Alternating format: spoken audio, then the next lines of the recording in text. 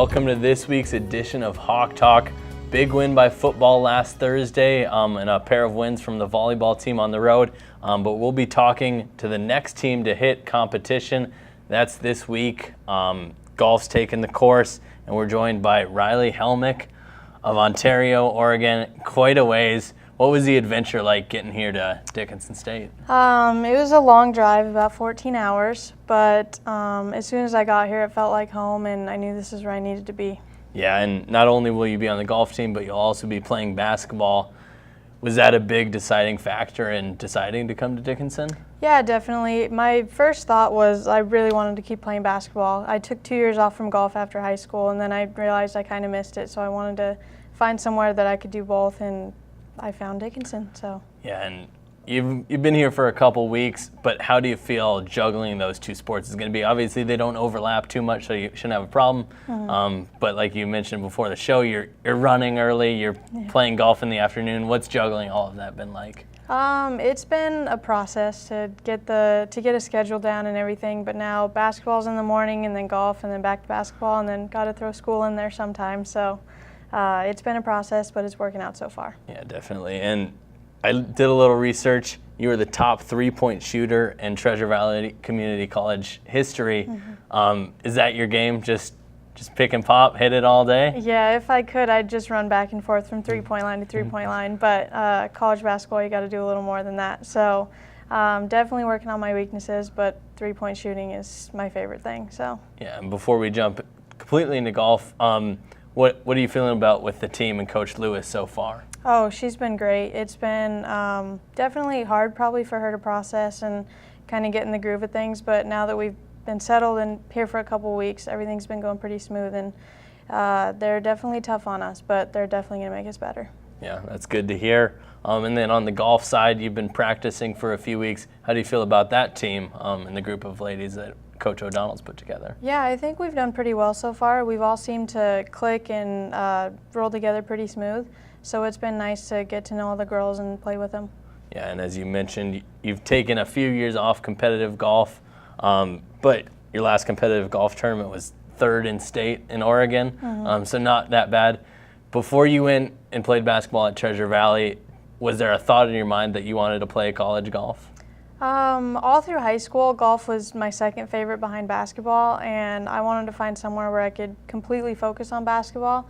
But then once I started doing that, I started seeing my dad's golf team. He's the golf coach at the high school. Them go out and playing, and I definitely miss playing with my dad and my brother and my sister. So when I figured I had the opportunity to play college golf as well, I wanted to jump on it. Yeah, and as you mentioned, a family of golfers. You know, what was that like growing up competing against your dad and your family? Well, I have beat my dad a couple times, so that should go on the record. And my sister and I can battle it out, and my brother's coming up to beat us, but I think I can hold him off a few more years. Yeah, definitely. Looking forward, what's kind of your goal for this year in golf and basketball, whatever it may be? I think all in all is just to stay consistent, to play my game and do everything I can to help the team out and just be consistent and play my role. Yeah, and what do you think the best part of your golf game is out there?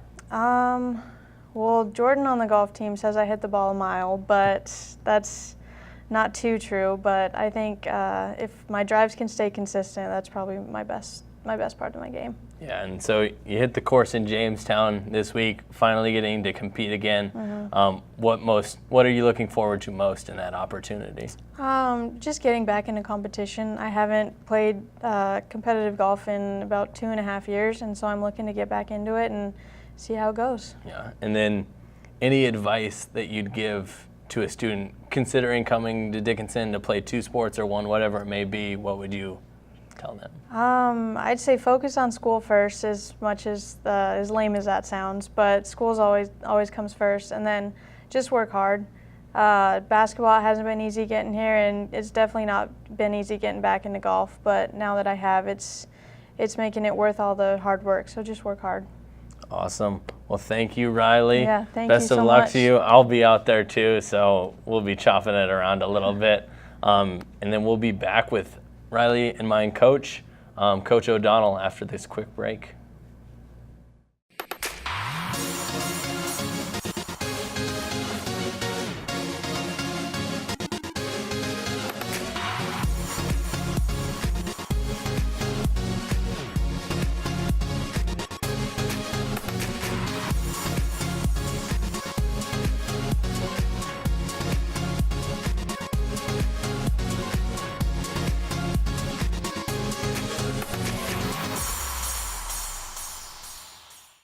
welcome back to Hawk Talk.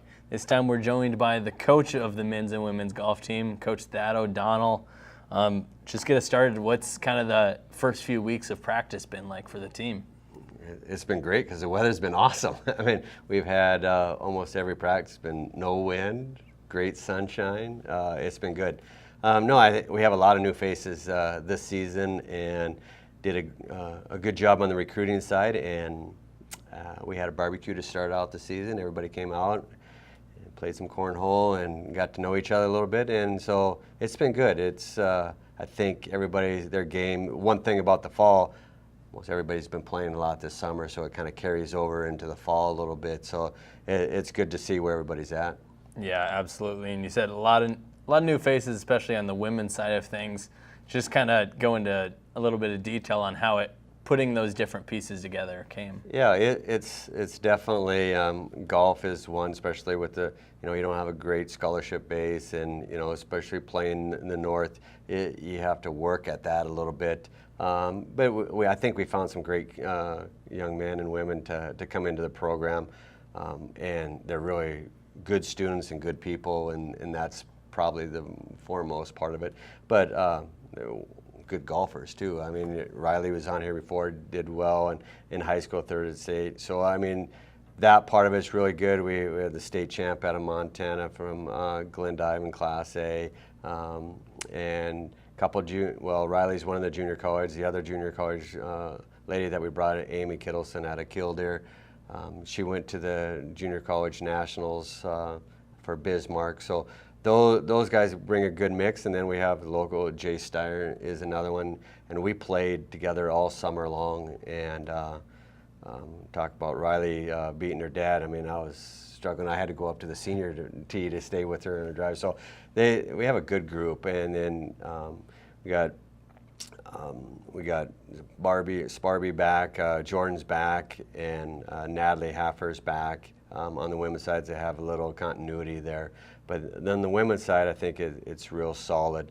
I'm excited to see what we can do as we move forward. On the mid side, one of the big pickups we had, Carter Klein out of St. Mary's, which is a real good program in North Dakota, and does real well. He played a lot of junior golf, so he's got a lot of maturity for being a freshman playing. And then David BeCormy going to pharmacy school, or not pharmacy, but chiropractic school, and his younger brother Dakota, we call Cody, is going to play for us this year. So he kind of switched spots there, and he's also going to be a chiropractor. So I think there's five kids in that family. They're all going to be chiropractors. So that'll be good down the road too. But no, I think we have a good group of teams as far as being competitive. I think we're trying to raise the bar, so to speak.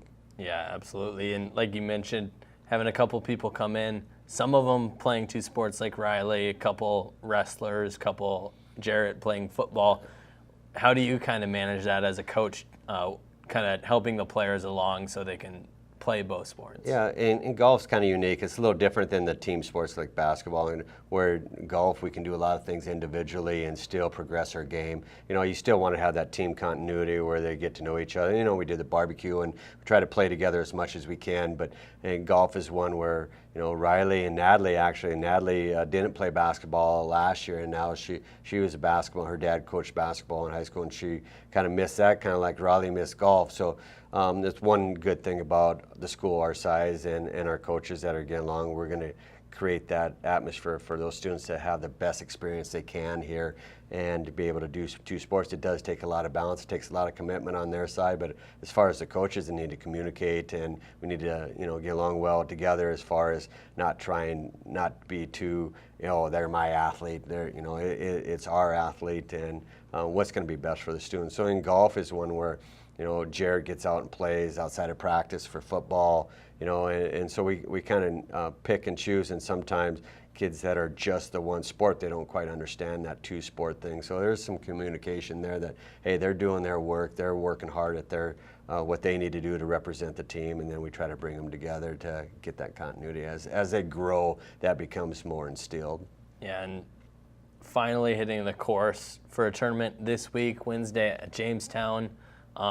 Little quick one there, but then after that, it's kind of a sprint to get everything in within the weather, what's a short season in the fall like? Yeah, it definitely is a sprint, and and that's what I tell them. Hey, we have this window. In golf, we know golf is a lifelong sport, but in college competition, it's a very short window. To be able to compete is a lot different in golf than it is to go out and play Sunday afternoon. So, tell them, hey, take advantage of these opportunities. So we have a one-day hit track in Jamestown, which is not a lot of our kids' favorite track to play, but it gives us a good opportunity. It's close to home to get 18 holes in to compete. And then we come back with our tournament here at Hart River, the 10th, 11th, the weekend after the Labor Day. But we do a track here at Hart River. So we're excited about having that home one right away. And then we go back to Jamestown for a two-day meet, and then we have our conference in Medora.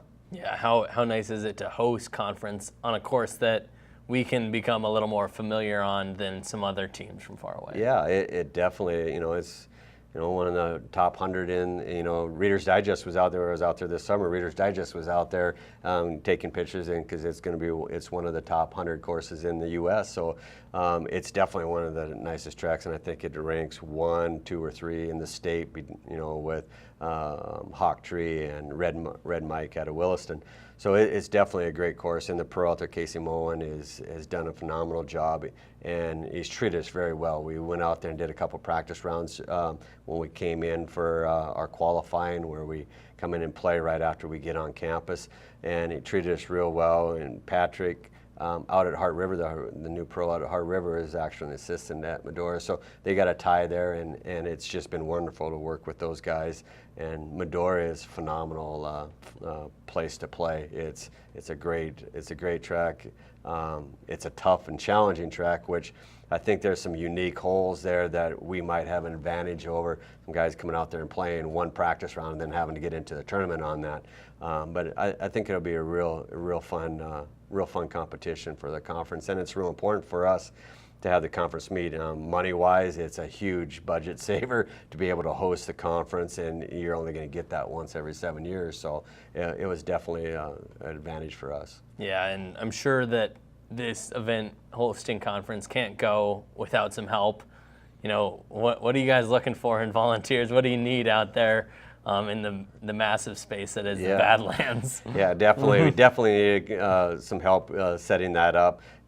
Because those back 4 holes in Medora, or you're not going to be able to walk. All our courses that we play, the players have to walk, and they're not going to be able to walk those back rows. So they have carts actually that have 4-seaters on there, so they'll take the kids from hole to hole in those back 4 stretches that are in the Badlands, just because of the elevation change and how tough it is to get around back there. So that part, we'll need some volunteers there.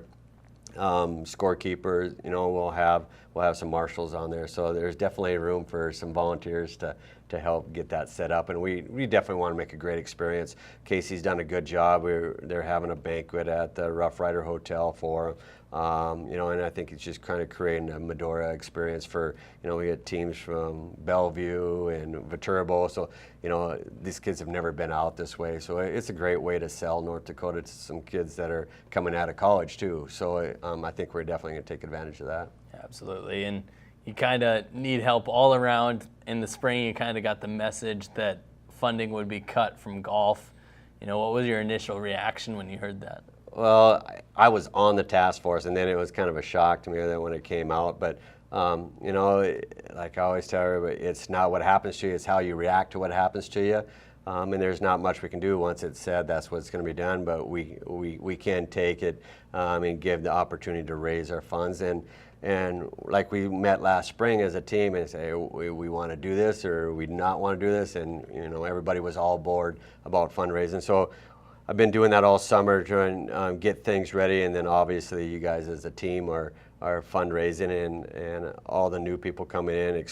We called all our recruits saying, hey, this is what we're doing, this is what's happened, this is what we want to do, and everybody was on board. So we're in full bloom, and what we would really like to do is get it, we're doing those installments for the 3 years, so people are paying once every year starting in 2018 for 3 years, And once we get that collected or those pledges out there, then now I can go and recruit and continue to bring in some quality kids. And that's the one thing I want to have done by the end of this fall season, is to have that $30,000 per year for 3 years collected or pledged, and then then I can go out and recruit more athletes. Yeah, what's the best way for someone to get in contact with you if they want to give or if they want to donate at conference? Yeah, just call me. My cell phone is 290-4606, or call the college and call our athletic department and ask for me, and I would be more than willing to lay it out. Great tax donation, great a lot of opportunity, and like we're telling, we want to, this is a short-term thing to try to get us over. President, we can get to that next biennium, that third biennium, our enrollment will be back, and then we'll be able to put it back into the budget. So we're really looking for somebody to donate, $1,000 a year per year for 3 years, and then we're off and running on our own. All right, well, make sure you get in contact with Coach O'Donnell, or really any of the golfers will help you get there. Best of luck to you, Coach. I'll try to make you proud out there. We'll be back talking with Director of the DSU Heritage Foundation, Ty Orton.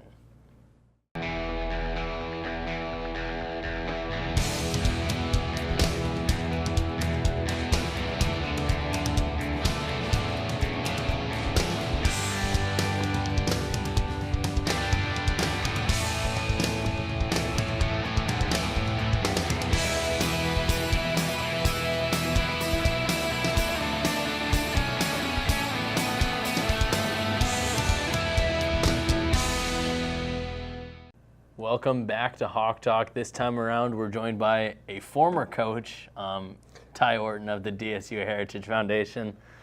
You guys went out this summer. You're trying to connect with people. The golf tour, how'd that go, trying to connect with people across the state? I think it was a tremendous event. Our board really took ownership of that event and really did some great things. And Bob Bauman, Bob Green, and Rob Bollinger just all stepped up and really put something that was spectacular together in Bismarck. Obviously, I set the course record, and then we continued after I received the trophy and put my plaque up and everything. Then we had roughly 60 golfers at the event, and then afterwards, we had a whole new set of individuals attend the social afterwards, because it was at a different location. So we had probably another 60 people there. So overall, we were thinking that we probably were in contact with over 100 people that day that were associated with Dickinson State University, and just want to know what's going on, how we're improving, the steps that we're taking, and discussing how they can help. In Fargo, it was a little smaller. We only had about 10 teams, so about 40, 45 people, and we had our social at that golf course. So it was a really good event. Overall, it was spectacular, the amount of people that came out that hasn't been in contact with the university in years.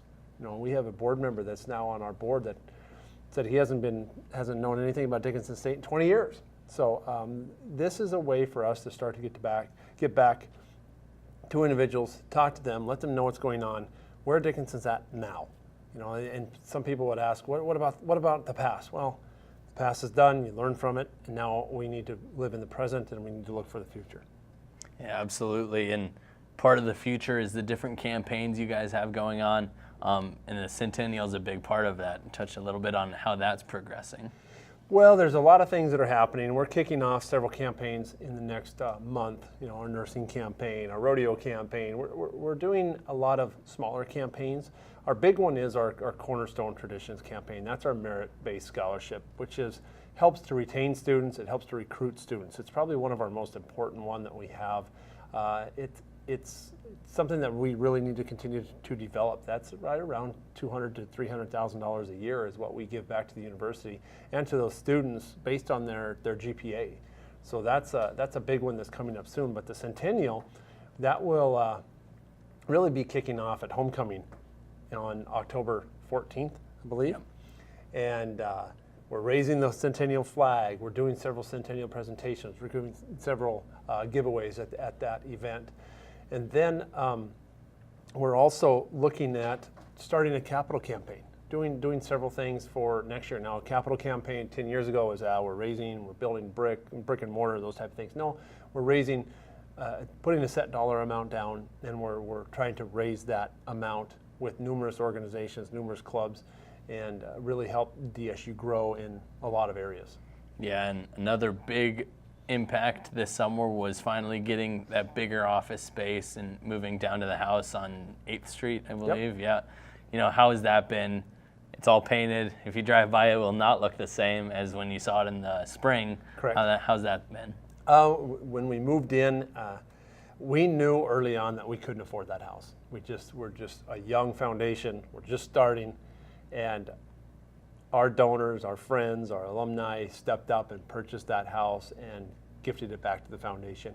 And it's night and day the way it was before. We were really not seeing a lot of individuals when we were in May Hall, and it's simply the location. It's hard to get into. It's a difficult area to go into at times. And when we moved into that house right before July 1st, it changed. We had 13 people on the first day walk in.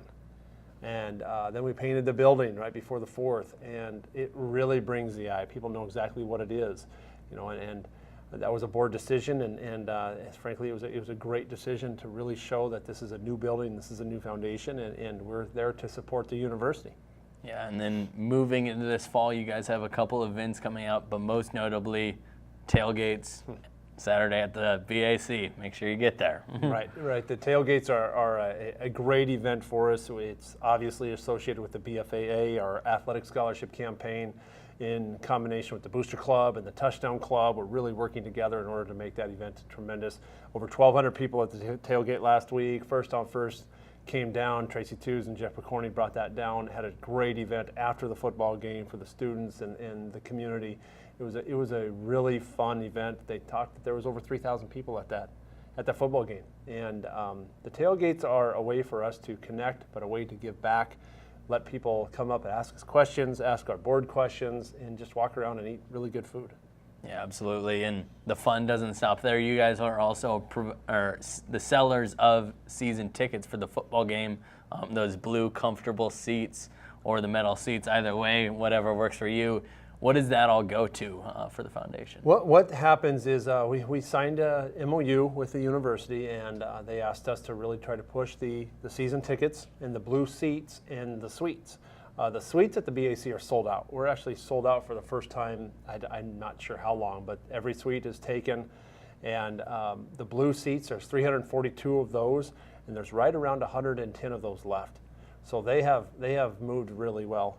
Also, but if you purchase a season ticket, you purchase a blue seat, you purchase a suite, part of that money now goes back to scholarships, the way it was intended. When our local legislators really went to bat and said we need to pay this BAC off and get that off of the debt and fix this problem, that changed the way everything's done. Now we can use those dollars for scholarship dollars. Now we can use part of those dollars to go and use for field and track replacement costs, which are coming up soon. I mean, that facility's, 10 years old already. So we only have a couple years left of the track and the field. Yeah, absolutely. Looking forward to this semester. What's kind of the big term goal for the foundation? Big term goal, we're kicking off all of our fundraising, kicking off all of our annual giving. We really have a big goal this year again. We need to continue to grow. We want to try to raise $1.7 million by the end of the year. Starting September 1 through December 31st is $1.7 million, and that's scholarship dollars. Those are endowments and those are annual funds to help support our merit scholarships, which, like I said, I can't express that enough. That's a huge thing for Dickinson State University. And all of our department scholarships and athletic scholarships, along with rodeo scholarships. Yeah, absolutely. Make sure you stop by the house, see some of us, and get to know the DSU Heritage Foundation along with us. Best of luck in the year. I see you every day, but I'll still shake your hand. That's right. Until next time, Hawks are up.